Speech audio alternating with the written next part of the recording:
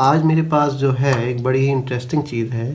ये एक HW557 board है एंड मेरे को जस्ट ऐसे ही दिमाग में एक ख़्याल आया कि क्यों ना मैं एक अपने घर में ही ऐसी चीज़ लगाऊं कि विंटर्स में जैसे ऑटोमेटिक रूम हीटर्स बंद हो जाएं और समर में कुछ ऐसा सिस्टम कनेक्ट किया जाए कि कूलर्स वगैरह ऑटोमेटिकली चलें और बंद होएं, सो दैट जैसे ही एक टेम्परेचर वैल्यू रीच करे वो ऑटोमेटिकली क्लोज हो जाए एंड जैसे विंटर्स में रूम हीटर्स हैं, कमरा गर्म हो गया वो बंद हो जाए, सो दैट एनर्जी सेविंग हो सके।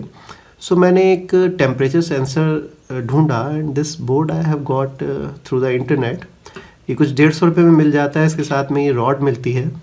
This is RTD, this is a temperature sensor. ठीक है, अभी क्या है कि आपको करना क्या है, इसमें 2 पिन हैं, यहाँ पे कनेक्ट कर देना है और इसके साथ एक रिले दी हुई है और रिले के कनेक्शन यहाँ दी हैं। सिंपली इसमें लिखा हुआ है +12 volt ground K0 K1। Okay, so K0 is what, K0 is the one terminal of the relay. ठीक है, and K1 is the other terminal, that is the pole of the relay. आप यहाँ देख सकते हो ये कॉइल है relay की और ये सेंटर वाला हमेशा पोल होता है, दिस वन।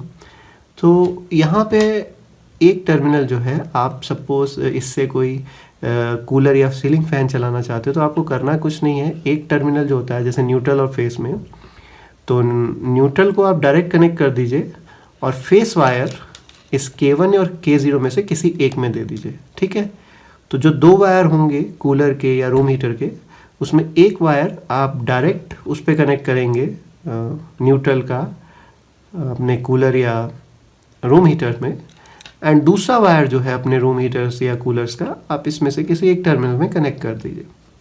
देन आपको करना क्या है, अदर टर्मिनल पे आप लाइन दे दीजिए 230 वोल्ट सप्लाई। ठीक है, जैसे ही ये रिले एनर्जाइज होगी that will switch on the device.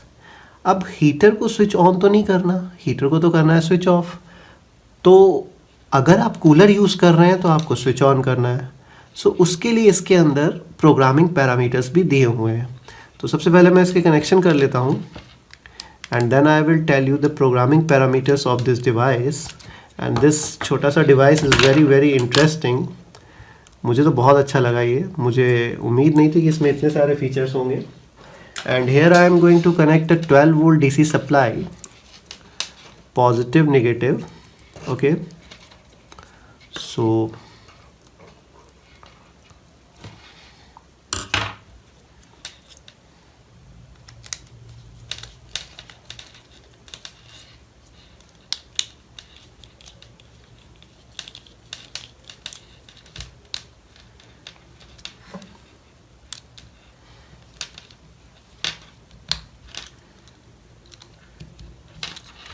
ठीक है, तो मैंने इसको कनेक्ट कर दिया है, बट मुझे लगता है न्यूट्रल को अभी थोड़ा सा, नो सॉरी न्यूट्रल नहीं, ground, this is DC supply.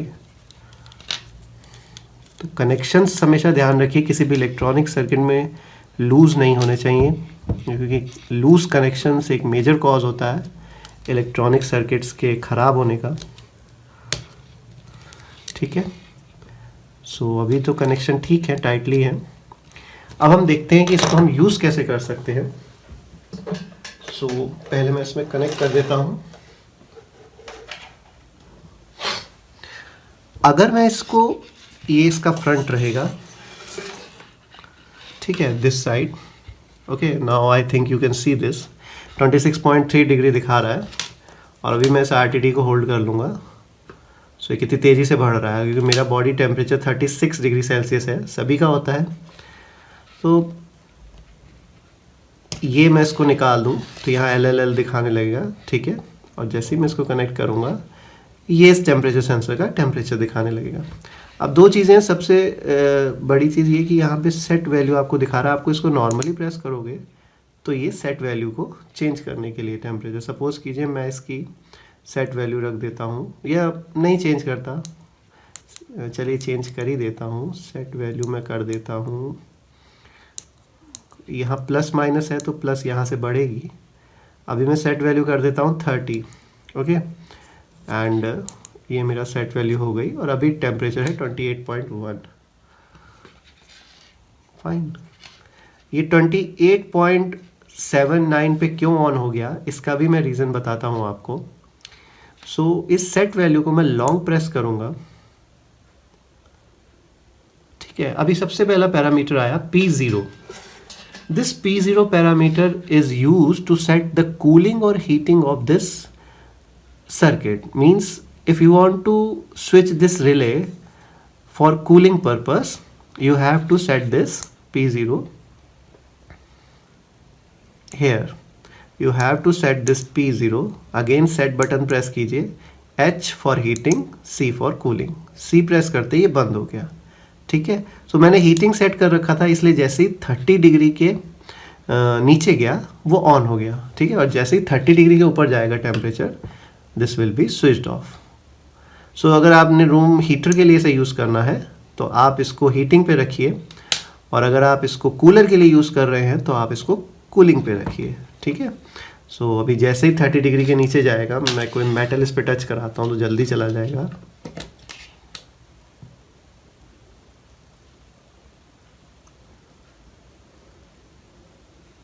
I think इस पे थ्रेशोल्ड वैल्यू सेलेक्ट है। ओके कोई बात नहीं, मेरे पास ठंडे पानी का ग्लास भी है, मैं इसको अभी ठंडा कर देता हूँ। ओके सो मेरे ख्याल से इसमें 2 डिग्री का थ्रेशोल्ड अभी सेट है। सो अभी क्या है, ये हीटिंग पे है, यानी कि जैसे ही आपके रूम का टेम्परेचर 28 के नीचे गया, ये रूम हीटर को ऑन कर देगा, और जैसे ही 30 क्रॉस करेगा, ठीक है, ये रूम हीटर को ऑफ कर देगा, ठीक। सो फिर मैं इसको लॉन्ग प्रेस करता हूँ,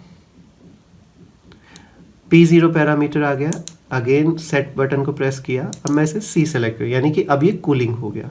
तो कूलिंग में क्या रहेगा कि जैसे ही आपका रूम टेम्परेचर बढ़ने लगेगा, ठीक है, अभी रूम टेम्परेचर बढ़ने लगा और 30 रीच करा, अब इसकी अपर थ्रेशोल्ड वैल्यू कुछ होगी, दिस 32, तो ये 2 डिग्री प्लस माइनस पे सेलेक्टेड है। सो जैसे ही अपर थ्रेशोल्ड वैल्यू रीच करेगा, आपका रूम कूलर चल पड़ेगा, ठीक है। So this is very interesting circuit. And वापस से जब ये ठंडा होने लगेगा, अगेन मेरे पास ठंडे पानी का ग्लास है, मैं इसको ठंडा कर देता हूँ फटाफट से, ये बंद हो गया। Okay so right now this P0 parameter is set as for cooling, ठीक। अभी अपन नेक्स्ट पैरामीटर पे चलते हैं, P1। P1 पैरामीटर इसका जो होता है वो हिस्टेरेसिस के लिए होता है। ओके सो हिस्टेरेसिस मीन्स कि अगर आपका सेट वैल्यू 25 है तो 25 डिग्री पे वो स्विच ऑन हो रहा है, और उसके बाद क्या होता है कि कितनी वैल्यू पे वो वापस से स्विच ऑफ हो, that is the hysteresis value, ठीक है। मान लीजिए 25 डिग्री आपने टेम्परेचर सेट कर रखा है कि मेरा कूलर जो है या मेरा रूम हीटर जो है वो 25 डिग्री जैसे ही रूम का टेम्परेचर हो वो बंद हो जाए, लेकिन वापस से कब ऑन हो, that is the hysteresis value, जो मैंने यहाँ आपको दिखाया अभी कि 30 के बाद 32 पे ऑन हो रहा है, या 30 के बाद अगर हम नेगेटिव पे ऑन करें तो 28 पे। सो हिस्टेरेसिस वैल्यू इस पे जो सेट है P1, that is P1 parameter, that is 2 degree Celsius, ठीक है। तो अगर मैं इसे 5 कर दूंगा तो यहाँ से प्लस माइनस से आप इसे बढ़ा घटा सकते हैं, that is a very interesting thing. अब नेक्स्ट पैरामीटर पे आते हैं इसके, that is P2 parameter. P2 parameter पे मैं प्रेस करता हूँ, अभी ये आपको दिखा रहा है 110। This is the maximum trigger temperature for the safety purpose. अभी इसका मैक्सिमम टेम्परेचर और मिनिमम टेम्परेचर कितना है, -55 डिग्री सेल्सियस से ये 110 डिग्री सेल्सियस तक ये सर्किट काम करता है, ठीक है। तो इन्होंने क्या किया है, सर्किट डिज़ाइन करने वालों ने उसे मैक्सिमम पे ही सेट कर रखा है। सो P1 P2 that is the maximum trigger temperature 110, जो कि मुझे नहीं लगता सेफ्टी है, पर इसे मैं थोड़ा कम कर दूं तो अच्छा ही है। सो मैं इसको सेट कर देता हूँ, इतना तो चाय का ही टेम्परेचर होता है। अगर आप खोलते हुए चाय में इसको टेम्परेचर सेंसर को कभी डालेंगे, अगर आपने कभी एक्सपेरिमेंट किया हो, तो 70-75 के बीच में वो आता है। ओके नॉट खोलती हुई, मतलब जो पीने के लिए सर्व की जाती है, खोलती हुई तो नियर अबाउट 80-90 ही जाएगी। सो मैं इसको वापस से P2 पैरामीटर पे आता हूँ एंड मैं इसको कुछ 80 सेट कर देता हूँ। Okay then coming back to P3 parameter, P3 parameter is its minimum threshold temperature, that is set in -50 degree Celsius. तो इतना भी नीचे नहीं जाना, क्योंकि अपने को लेह लद्दाख पे तो जाना नहीं है, ठीक है। फ्रिज का जो टेम्परेचर रहता है, that I have check, that is in between -15 to -18। So मैं इसको -20 सेट कर देता हूँ, ठीक है। -20, वैसे -20 की भी ज़रूरत नहीं पड़ेगी, एक्सपेरिमेंट्स में नहीं पड़ती, फ्रिज के अंदर तो कोई एक्सपेरिमेंट करना नहीं, फिर भी -20 इसकी threshold value for the safety purpose मैंने सेट कर दी। अगेन मैं इसको लॉन्ग प्रेस करता हूँ। So it's next parameter is P4 parameter, this is for the offset correction. ये ऑफसेट करेक्शन के लिए होता है अगर कोई एरर है, एक्चुअल रीडिंग जो कि मान लीजिए टेम्परेचर कितना है इस रूम का, और जो कि यहाँ पे 25.6 दिखा रहा है, और अगर मेरे पास इस वक्त कोई थर्मोमीटर वगैरह हो तो आई विल शो यू कि उसमें कितना है और इसमें कितना है। सो मेरे पास अभी ये एक, आप शायद जानते होंगे, this is a TDS meter, और ये भी 25.6 था, अभी 7 हो गया। सो अप्रॉक्सीमेट दोनों का देखिए 25.6, तो एक्चुअल रूम टेम्परेचर लगभग 25.6 और 25.7 आपको अगर दिख रहा हो इस पे, सो इस वक्त सेट है। Okay, so P4 parameter is for what, this is for the purpose, क्या हो गया, लॉन्ग प्रेस करें इसे। Okay, so P4 parameter is your offset correction, जो कि इस वक्त ठीक है, तो हमें ऑफसेट कुछ भी सेट करने की जरूरत नहीं है, इट विल बी 0। अगर गलत आता है, मान लीजिए इस पे टेम्परेचर दिखाता है 25.8 या 27, जो कि इस टेम्परेचर सेंसर के एरर की वजह से हो सकता है, तो for the calibration we use to correct with the help of P4 parameter. Next है इसमें P5 पैरामीटर। ओके, सो P5 पैरामीटर किस लिए है? P5 parameter is for the timer. इसमें टाइमर आप सेट कर सकते हैं, ये 1 2 3 4 5 6 7 क्या है, ये मिनट्स है। तो आप अगर कोई स्विचिंग 10 मिनट बाद करना चाह रहे हैं, मान लीजिए मेरा 30 डिग्री पे पहुंच गया, लेकिन मैं चाहता हूं एकदम से ना स्विच ऑन हो, so for that purpose there is a P5 parameter. ये वाला फीचर मुझे बहुत ज़्यादा पसंद आया कि इसमें जो है कि एक टाइमर भी लगा हुआ है। So this timer is very very interesting thing, क्योंकि कई बार क्या होता है हम एकदम से चीज़ को स्विच ऑन नहीं करते।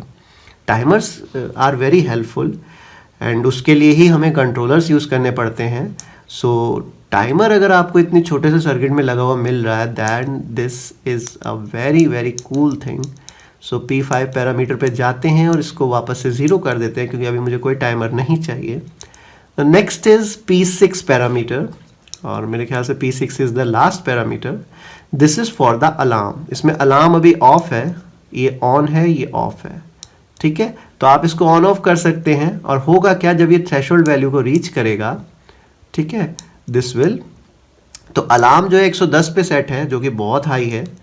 अलार्म को मैं कर देता हूँ 30 तक चला जाएगा ना मेरे बॉडी टेम्परेचर से।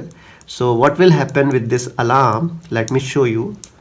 ओके, सो 30 पे सेट है अलार्म, और अभी इससे बाहर आ जाए डिस्प्ले से, फिर मैं दिखाता हूँ क्या करता है अलार्म। सो अभी मैं इसको पकड़ लेता हूँ और इसका टेम्परेचर सडन राइज करेगा, एंड सी, तो आई थिंक अलार्म का इसमें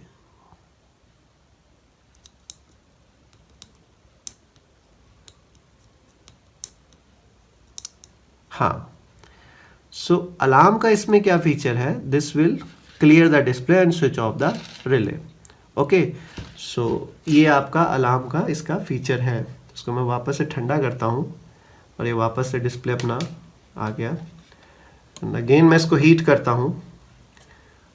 ये तो जैसे ही वो थ्रेशोल्ड वैल्यू रीच करता है, this will clear the display. Okay, it's like an alarm, ये अलार्म दिखाता है, ये 3 dash, that is you have reach the threshold value. Okay, so alarm is just this thing. So ये आपको show करने के लिए कि आप हाई टेम्परेचर वैल्यू पे पहुंच गए हैं, अब आपको होश ले लेना चाहिए, ठीक है। सो ओके, सो अभी मैं इसको वापस से P6 पैरामीटर को जो है एक हाई वैल्यू पे सेट कर देता हूँ, या ऑफ ही कर देता है अभी। चलिए ऑन में इसको थोड़ा बहुत हाई वैल्यू पे रखते हैं, क्योंकि 100 पे रख देते हैं।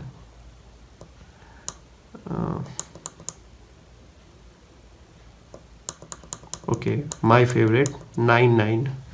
ओके, सो आपने देखा ये जो छोटा सा डिवाइस है, ये तो मैं ऐसे ही ले आया था कि चलो इसे यूज़ करूँगा, बट इसमें बहुत अच्छी चीज़ें हैं कि इसमें सारे पैरामीटर्स भी सेट हो जाते हैं। आप इसे चाहे अपने रूम हीटर्स को कंट्रोल कीजिए, चाहे आप अपने कूलर्स को कंट्रोल कीजिए, और एसीज़ में तो खैर ये सब चीज़ें आती हैं। अभी रिले कैसे काम करती है ये मैं आपको दिखाता हूँ। रिले के लिए मुझे इसमें कोई डिवाइस कनेक्ट करना पड़ेगा 12 वोल्ट का। सो रिले का भी मैं फंक्शन आपको दिखा देता हूँ।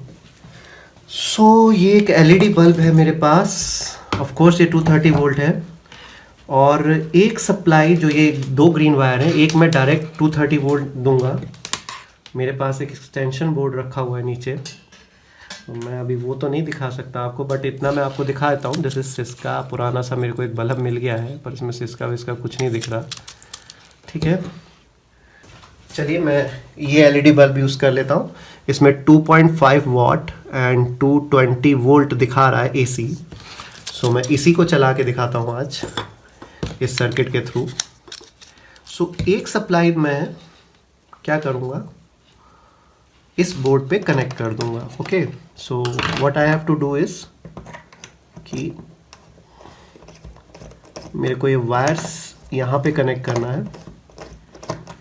सो इसको ज़रा ध्यान से समझिएगा, बहुत इंटरेस्टिंग चीज़ है ये। छोटी सी है पर बहुत इंटरेस्टिंग है। कैसे ये छोटा सा बोर्ड 230 वोल्ट का लोड चला के दिखाएगा आपको।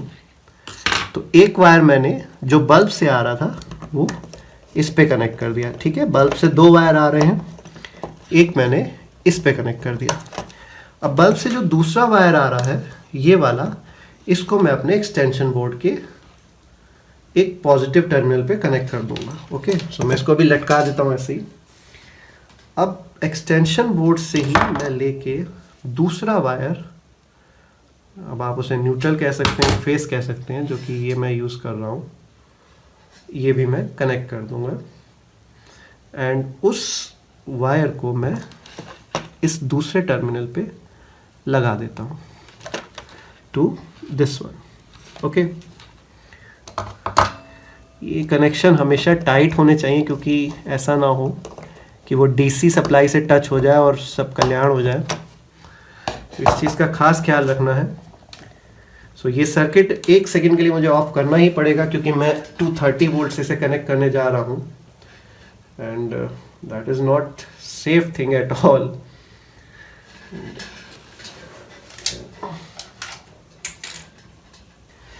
सो मैंने कनेक्ट कर दिया है। मैं दोबारा बता देता हूँ। बल्ब के 2 वायर थे, एक वायर मैंने डायरेक्ट सप्लाई में जैसे 2 टर्मिनल होते हैं, तो बल्ब का एक वायर डायरेक्ट इसमें डाल दिया, और एक वायर ये जो अलग से लिया है ये सप्लाई के दूसरे टर्मिनल में डाल के यहाँ पे लगा दिया, और बल्ब का जो दूसरा वायर था वो यहाँ कर दिया। तो इट्स लाइक अ स्विच, जैसे ये दोनों आपस में शॉर्ट होंगे दूसरी सप्लाई जो है यहाँ से पूरी हो जाएगी। सो मैं इसे ऑन करता हूँ। अब मेरे पास 2 ग्लास हैं, ये ठंडे पानी का है, ये गर्म पानी का है। गर्म भी अब थोड़ा थोड़ा ठंडा हो रहा है क्योंकि इस वक्त मौसम ठंडा है। सो आई थिंक हमने 30 डिग्री पे सेट किया था टेम्परेचर, कितने पे किया था मुझे अब थोड़ा सा बचा के हाथ यूज़ करना पड़ेगा क्योंकि एसी सप्लाई है 30 पे। सो मैं गर्म पानी में से इंसर्ट करता हूँ। चल बस हो गया। हाँ, ओके, एंड अब मैं इसे ठंडा करूँगा। आप देख सकते हैं ये 230 वोल्ट, और ये तो छोटा सा लोड है, एंड दिस विल रीच 28, नहीं ये 30 पे स्विच ऑफ हो रहा है। मुझे लगता है सेटिंग्स में मैंने कुछ चेंज कर दिया है। सो आप देख रहे हो कि ठंडा पानी और गर्म पानी में कितनी तेज़ी से टेम्परेचर भाग रहा है। ओके, सो ये तो खैर पानी का है क्योंकि जल्दी एक्सपेरिमेंट हो इसलिए मैंने किया है। बात अगर रूम टेम्परेचर की हो, so this will work smoothly. So ये बहुत ही प्यारा सा सर्किट लगा मुझे कि आप इसे यूज़ कर सकते हैं अपने डिफरेंट एक्सपेरिमेंट्स में। घर में कूलर में लगा दीजिए, रात को ठंड हो जाती है अपने आप कूलर बंद होगा, आपकी नींद ख़राब नहीं होगी। रूम हीटर्स में लगा दीजिए, रूम हीटर चल पड़ेगा जब मौसम ठंडा हो जाएगा। अलार्म है इसमें टाइमर्स हैं। सो मैं तो इसे यूज़ करने वाला हूँ। ओके, सो आई होप आपको वीडियो पसंद आया होगा। पसंद आया तो इसे ज़रूर like and subscribe my channel. और ये भी मैं आपको थैंक यू बोलना भूल गया था, मेरे 200 सब्सक्राइबर्स पूरे हुए and due too busy schedule में कुछ नहीं डाल पाया, बट जल्दी मैं जब भी फ्री होऊंगा कुछ ना कुछ अच्छा सा डालूंगा। और मेरा एक वीडियो मुझे डिलीट करना पड़ा है, उसके लिए भी मैं माफ़ी चाहता हूँ, क्योंकि जिसका लॉजिक्स प्रो सिमुलेटर था सॉफ्टवेयर, उसने मेरे पे कुछ क्लेम ब्लेम कर दिया था। And anyway no problem, LogixPro simulator आप डाउनलोड कीजिए और क्रैक इजीली आपको मिल जाएगा। सो आई थिंक उसके ओनर को कुछ तकलीफ़ हो गई होगी। एनीवे कुछ अलग करेंगे। So okay guys,